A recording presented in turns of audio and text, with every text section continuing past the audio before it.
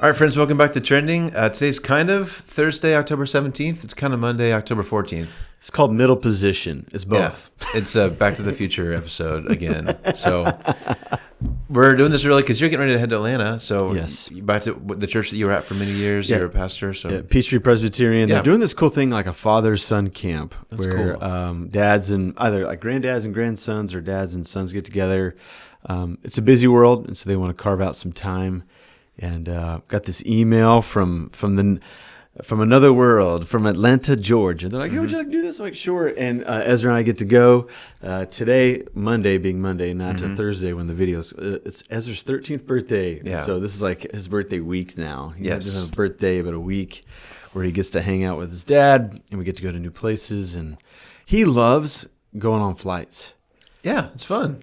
I think it's just you get a ton of screen time and Maybe some peanuts or some pretzels or something. And airports are cool. I remember going to my first several airports going, this is really cool. Yeah. And then you go to a few more and you're like, these are all the same. Yes. It's like, just get me there as soon as possible. Yeah. So we're looking forward to it. So thanks for being flexible on Trending earlier in the week. No, I'm glad you get to go. That sounds like a cool opportunity for you both. So. First time I've done anything like this. So we'll see how it goes. Nice. Yeah. Well, have a great time. Hope the conference goes well. Yeah. So we are recording early, so if something groundbreaking happens between now and Thursday that we're not talking about, we'll tackle it next time. But sorry, we couldn't predict that. Our Nostradamus numbers, as you know, are terrible. they're not great. But we'll tackle something that's in the news today, Monday, and then it'll still be relevant then, and we'll tackle whatever comes up next. But I saw a headline, and I kind of floated this to you. I did not know this was a thing. Okay. But it's an interesting thing I think we could chat about. And again, you kind of talked this morning. We do our best not to cover too many sports stories. Here we are, yet another sports story. But again, it's not really a sports story, especially this one. It's only sports adjacent. That's right. So here's the headline. I did not know this, but apparently the NBA is starting to put fans in the Hall of Fame. Okay. Super fans. They have a new spot in the Hall of Fame for fans. Okay, so a couple of questions. Yes. Is this just the NBA? That I'm aware of. And then are these individuals the first ones, or has this happened before? There's a couple. So Okay. let me make sure I get my facts straight. So first of all, it's officially called, this is a mouthful, Okay. the Naismith Memorial Basketball Hall of Fame. That's the Hall of Fame. Okay. The James F. Goldstein Superfan Gallery. Superfan Gallery. That's the official name of this club that these people are getting inducted to. Okay. That's a lot of words. But It's a whole lot of so words. I guess this thing started in 2018, I believe. And so there's right now I think there's only 2 people in it. Okay. Do you know the names Penny Marshall or Nav Bahita? No idea. Apparently they're super fans. So I don't know. Was Nav Bahita in Toronto? Yes. He's Okay. the Okay. Toronto Okay. superfan That's the guy. one that dawns on me there. Yeah. Yes. Okay. I'm not sure who Penny Marshall is, Yeah. but anyway, Sorry, Penny, fan of the show. we love you, Penny, whoever you are, whatever team you cheer for. But this year, the new inductees are ones that most people know. Okay. So Phil Nicholson, Yeah. Mickelson, sorry. Yeah. Yeah, and It's like Jack Nicholson. yes, sorry. Jack, yes, not the golfer. Jack Nicholson, the old Joker. Yes. I mean, both Jack, of them jokers. But right. Jack Nicholson, not Phil. Phil Mickelson hasn't made it yet. I don't think he'll make it. Okay. Jack Nicholson, thank you for correcting me. Yeah. Spike Lee and Billy Crystal. Okay. So if you watch sports, these guys are always in the like for their teams. So Jack is a diehard Laker fan. Okay. Spike is a diehard Knicks fan. Billy Crystal is a diehard Clippers fan. So they're at basically all the home games. They're always courtside. They always show them on TV, and they're known just to be there through thick and thin. These guys are always there cheering on their teams, and it's kind of become a thing that those 3 guys are just diehard sports fans. And so the NBA has kind of chosen to honor them in this Hall of Fame thing, which again is unique for fans to be put in any kind of Hall of Fame, I think. So that we can kind of talk about a few things. I've got a couple things I'll float at you. But what's your first, when you hear that these guys are inducted into this kind of new Hall of Fame position, what's the first thing that crosses your mind? I think it's neat, but I am a half full type of guy. I think it's cool. I think this is a neat part of sports. Sports is uber popular. You know, the older I get, the more I get around, the more I see like people who, if you took one look at them passing by them, I don't know, say that at an airport, you would think, I don't know if that person likes sports. Be like, talk to them like, yes, I have NBA pass, and I watch all of the Minnesota Timberwolves games, and I listen to this indie podcast called The Wolf Brothers that the Jadersons, all this stuff. And so what's cool is is that even people who maybe didn't like play athletics when they were younger, like they get into it. They get into like the spirit of it. Yeah. They never miss a game. They chat about it with their neighbors, which helps break the ice so they can relate with another person. Yeah. And so I think it's neat that a wildly large percent of our population is into sports. Yeah. I think it's cool that they do have super fans where these people carve out, X amount of days a year to be counted on to be there. Right. And year after year as well. Yeah. Even when their teams are terrible, like this absolutely dumpster fires, they will be there for them. I think it's cool how the camera will like be on them and like get their reactions and stuff. Yeah. I think it's cool that some of these super fans, Spike Lee in particular, like he chirps at visiting superstars, and that adds like another layer to the viewing experience. And so I just think it's neat because it just honors the fact that a fan base is interwoven to the team itself, to its success, to its, they're there with their failures, but these people are there through thick and through thin. So I think it's kind of cool. There's going to be some naysayers saying they're not performing, like they're just, buying tickets. Yeah. Why is this another like participation trophy thing? But I think if you look at the time, the money, the effort, the energy exposed, sure, maybe it's expended. Sure, it's not what athletes or management or even like arena workers are putting into it. Yeah. But I think that we can defend that these people are an intricate part of these franchises, and they have been for many years. And so I think it's a cool way to honor them. Yeah. I don't know if it ultimately adds much of practical value to who they are. Yeah. It is ceremonial, but I think it goes a long way. So like my granddad, Bob Skillen, he was a teacher, a farmer, and a coach in Norwich, Kansas. And he got inducted into the Norwich Sports Hall of Fame, which I don't know how many individuals there are. Yeah. There's a few. Okay. But it was cool because our family got to get together. Some of his old athletes came and shared stories. Yeah. And it was just a neat moment for him because he spent a lot of hours there. And so does that Hall of Fame mean anything? Was that like in his bona fides or his eulogy at his funeral? Maybe a little bit. Will that be quickly forgotten? Absolutely. Will like people walking those halls in the high school 20 years from now have any idea who Bob Skillen is? No. Yeah. But it meant something for that particular era of time and the people connected to my grandpa. I think it's the same way for some of these even like participation trophy type awards that are handed out from time to time. Yeah. I think it's cool too. I think one of the criticisms I saw was, of course, these are three extremely wealthy guys who can afford the best seats in the house every night. Like, they're kind of elevating a certain kind of person. You're right. That's probably a fair criticism. There's super fans who aren't on TV every day, every week, and they, I'm not sure if they'll ever eventually highlight some of those people. Right. That'd be kind of cool, I think. Yes. But still, these people are kind of almost a symbol, right? More than what they actually are as a person, right? This is a super fan who's dedicated no matter what. We mentioned, but like the Clippers have not been very good historically. The Knicks have not been very good. No. And we think the Lakers are a storied franchise, but there's been years when they've been really horrible. Yeah, it's kind of like the Cowboys right now. Yes, yes.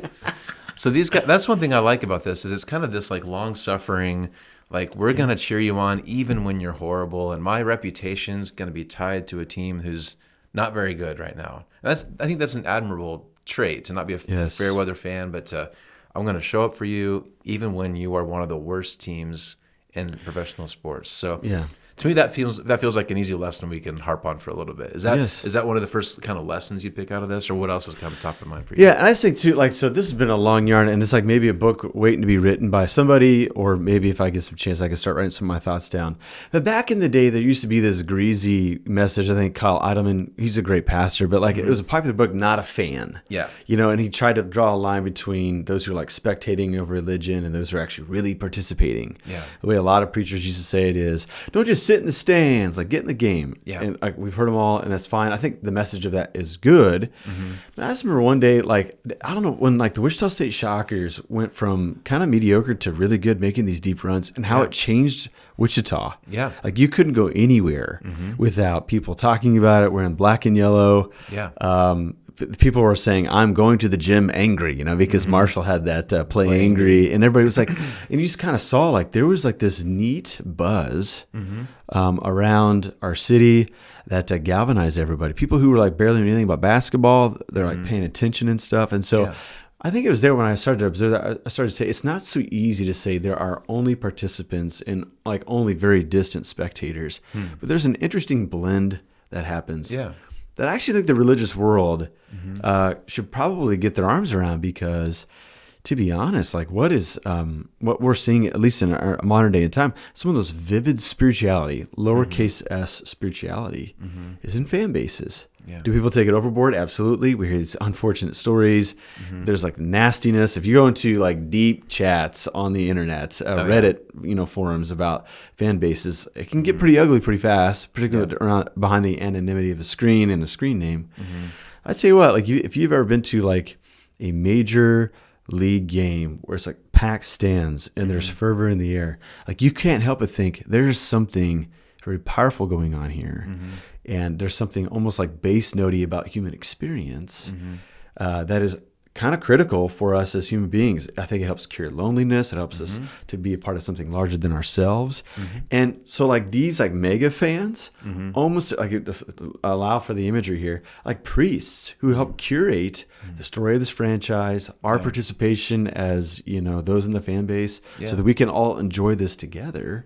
I think it's kind of a neat thing. So anyways, I've been thinking about it for like quite some time, ever since Wichita State took those couple of deep runs, because you just be anywhere and people are talking about it. Like I'm like, there's something different than just this binary of either you're just kind of watching and not participating and no fully in. I just don't think it's that simple anymore. But there is something very powerful about the spectating posture and distance that one assumes when they're taking in something, a larger story than themselves. Yeah, I mean, it provides community, right, and identity. And I think those are, again, you could take them too far, but generally speaking, those are good things that we all yearn for. I think that's good. Yes. So, another thing I like about this, and again, we're maybe pulling strings that are, I don't want to make too far of a leap here, but that's okay. They're also like getting acknowledged for just being an encourager, right? Like they are, again, showing up thick and thin. They are known for just cheering people on. Yeah. And again, in the crazy dark world that we're in right now, there's probably not enough of those people, right? I think we can all use people who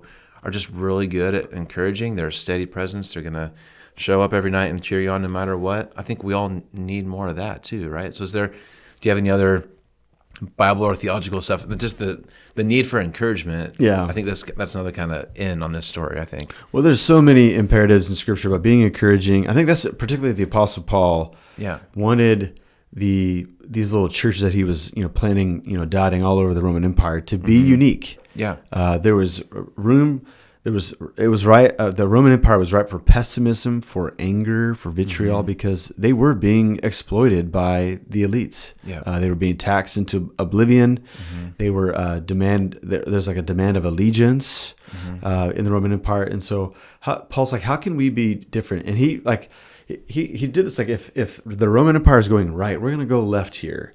And in regards to like the role of women within churches and culture, forgiveness instead of prosecution, generosity instead of frugality, abstinence instead of sexual morality. I mean, there's all these things that Paul is doing. And then, I think the cherry on top for him was their corporate witness needed to be encouraging. And so we see that again and again, particularly in these long lists of admonitions in the back half of some of these prison letters, like Colossians chapter 3, Ephesians 4 and 5. You see, like in 1 Thessalonians, you see all this urging, like, turn off the negativity, turn off the venting and the hot takes, and really try to be people of encouragement. Especially when the situation might not call for it, try to find the fortitude within to be a person who encourages, because it simply creates a better world, right?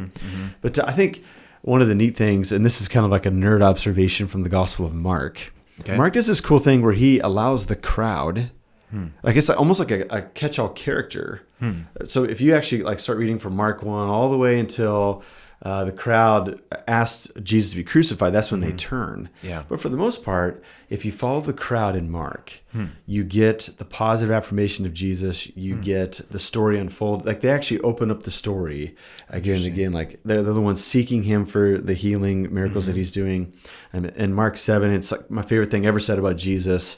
He's in a foreign territory, and the crowd says he does all things well. Like that came from not from the faithful Israelites. It didn't come from even his 12 disciples. It came from this nameless, faceless crowd that is like following him and propping up the things that he's doing and wishing for a better world, understanding the ramifications of what Jesus was doing. And so that's kind of a neat little Bible observation trope within Mark. So we are kind of stunned when the crowd at the end does clamor to Pilate for Jesus to be crucified. It's just worth noting that those were probably sectarian Jews inside Jerusalem wanting Jesus to come to his end. But anywhere else that he went, in Galilee or in the foreign regions, the crowd, like these spectators are like, yes, like this is something that we've been yearning for. Like the promises appear to be resting upon this one, and this is the one that we want to follow. So that's kind of a neat little observation from the Gospel of Mark. Oh, that's cool. I hadn't thought about that before, but that is a cool framing of it. That's cool. Yeah. Another thing, so Paul's kind of, I think, an interesting person to talk about here because Paul, I think, is kind of similar in a weird way to Spike Lee and Jack and who am I forgetting? Who's the other guy? But Billy Crystal. Yeah, Billy Crystal. Because they're like Paul, like these guys are all kind of larger than life figures, right? Paul's like this hero of the church. He's this guy. Everyone who studies Christianity is going to study Paul, but he, instead of kind of being the hero, he's cheering on these little churches, right? He's cheering on these pastors that we don't know a lot of their names, but he's kind of taking he's kind of the hero, but he's taking the role of the fan. In a lot of these ways, which I think is cool. Yes. When people of a certain status kind of twist that around, and instead of wanting to be the person that people are talking about, he's like, no, let me cheer on you guys and let you do the work of being pastors. And I think that's a cool thing. We see it very vividly in 1 Corinthians 3. Okay.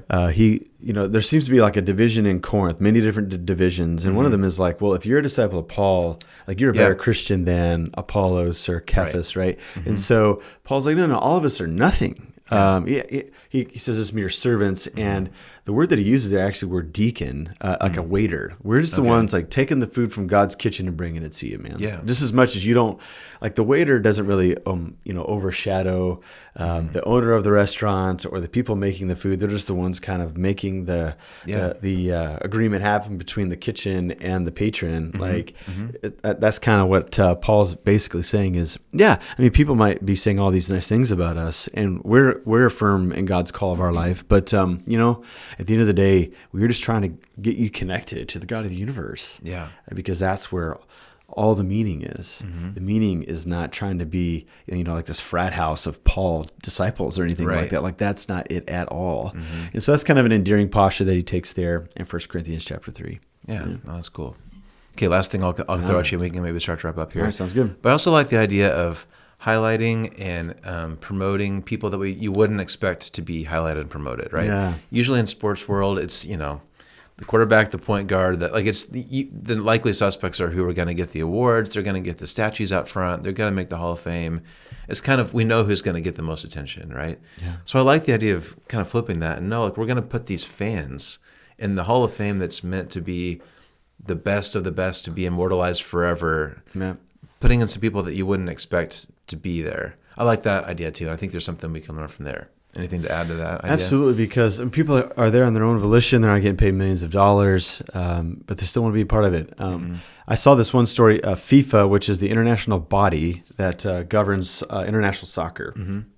They've got awards every year for players and coaches and things like that. They've been giving Fan of the Year awards recently. Okay. And they caught this mom. It's a cool video. I got I think a screenshot of it that I'll throw up on the screen.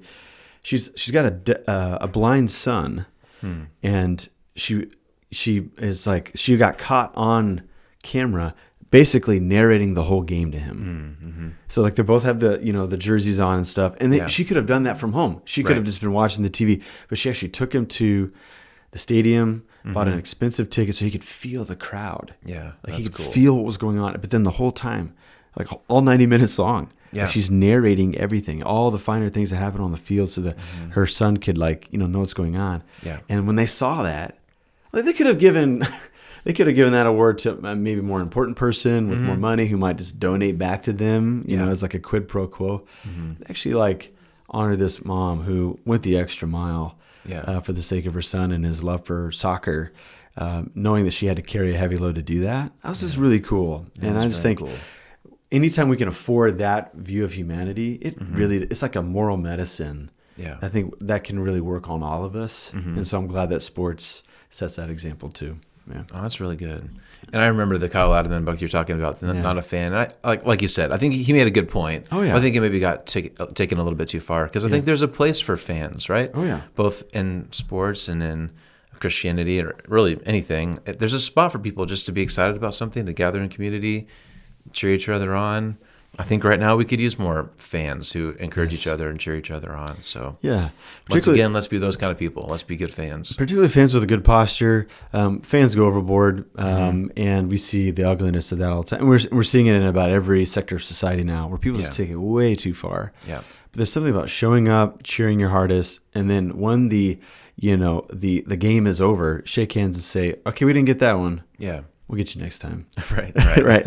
And I think there's a neat little Netflix documentary series called Sunderland Till I Die about a English soccer club. Yeah. And what's neat about it is that not only do you get to know like the ownership and how a soccer club is ran, but you see how it has a direct impact on the town they're from. Yeah. And when the team does well, it seems like the town does better. When the team languishes, the town languishes too. It actually starts with a church service where there's a priest praying over their season. He's not worshiping the game of soccer. He's not worshiping the team, but he's making the connection. There's something about what our neighbor's mood and their temperament in our society is well nourished whenever our team does well. So we're going to ask that, that we have a pleasant season. And this is kind of a neat little connection of sports, spirituality, fandom, all kind of. So I highly recommend the docuseries. Of course, if you don't want to watch it, it's fine. But it was neat to take in, and you can't help but want to like root for the team. Yeah. After you know, it's kind of like that Wrexham with Ryan Reynolds after he bought ownership in that team too. Yep.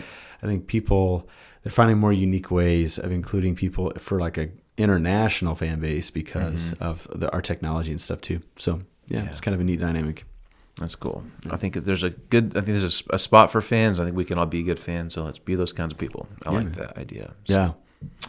Okay, well, thanks so much for all of you watching or listening. Joe, have a great time in Atlanta. Hey, thanks. We'll hope to see a bunch of you on Sunday, and we'll be back here next week. All right, sounds good. All right, see you guys. See you next time.